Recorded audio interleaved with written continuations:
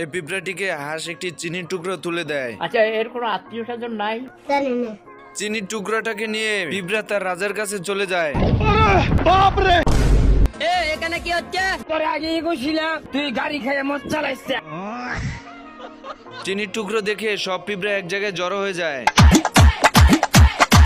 ঢোলের আওয়াজ পেয়ে সব পিঁপড়া এক জায়গায় জড়ো হয়ে হাঁসের বাড়ির দিকে রওনা হয়। এদিকে হাঁস পিঁপড়াকে চিনি দিয়ে চিন্তায় পড়ে যায়, কারণ পিঁপড়া তার দলবল সহকারে হাঁসের বাড়িতে চিনি নেওয়ার জন্য চলে আসবে।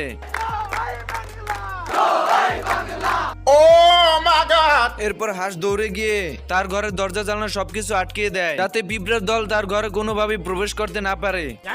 এরপর সব দরজা জানালা আটকিয়ে খাবার দাবার লুকিয়ে জানালার সামনে চলে আসে বাইরে পিঁপড়া আছে কিনা তা দেখার জন্য। বন্ধুরা, ভিডিওটি ভালো লাগলে অবশ্যই লাইক কমেন্ট শেয়ার করে দিও, আর পার্ট 2 দেখতে অবশ্যই কমেন্ট বক্সে জানাবে। দাও বেটা, কে হইলো বেটা?